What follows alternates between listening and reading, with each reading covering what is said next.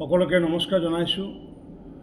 আমি লক্ষ্য কৰিছোঁ যে সংবাদ মাধ্যমত প্ৰকাশ হৈছে যে পশ্চিমবংগৰ পৰা আলু আৰু পিঁয়াজৰ ট্ৰাকসমূহ অসমত প্ৰৱেশ কৰিব দিয়া নাই বুলি তেনেকুৱা বাতৰি প্ৰকাশ হৈছে। আচলতে সম্পূৰ্ণ দিনৰ কাৰণে নহয়, 2 ঘণ্টা বা 3 ঘণ্টাৰ কাৰণে তেনেকুৱাকৈ ট্ৰাকসমূহ আবদ্ধ হৈ আছিলে। মই এইকাৰণে আজি আপোনালোকক সম্বোধন কৰিছোঁ যে যেহেতু এই কথাষাৰ বাতৰি কাকতত যেহেতু আহিছে, গতিকে বাতৰি কাকতত অহাৰ পিছত কোনো ব্যৱসায়, পাইকাৰী ব্যৱসায় হওক বা খুচুৰা ব্যৱসায়ীসকলে হওক, যে এই বাতৰিৰ অজুহাতত তেওঁলোকে যাতে আলু আৰু পিঁয়াজৰ মূল্যবৃদ্ধি যাতে নকৰে বা অত্যাৱশ্যকীয় সামগ্ৰীসমূহৰ যাতে মূল্যবৃদ্ধি নকৰে।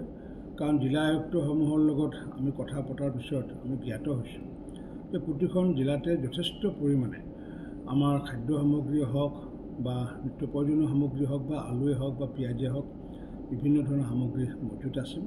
নিৰন্তৰ গতিত এতিয়া অসমলৈ আলু আৰু পিঁয়াজৰ ট্ৰাকসমূহ প্ৰৱেশ কৰি আছে। সেয়েহে মই ব্যৱসায়ীসকলক আহ্বান জনাইছোঁ, তেওঁলোকে এইটোৰ অজুহাতত যাতে এই সামগ্ৰীসমূহৰ যাতে মূল্য বৃদ্ধি নকৰে। আৰু অসমৰ সদাশয় ৰাইজকো আহ্বান জনাইছোঁ যে এনেকুৱাকৈ কোনোবাই যদি মূল্য বৃদ্ধি কৰে তেতিয়া তৎকালীনভাৱে জিলা আয়ুক্তই হওক বা খাদ্য আৰু অসামৰিক যোগান বিভাগৰ বিষয়াই হওক বা আৰক্ষী থানাত যাতে তেওঁলোকে এই বিষয়ে যাতে অৱগত কৰে। নমস্কাৰ, ধন্যবাদ।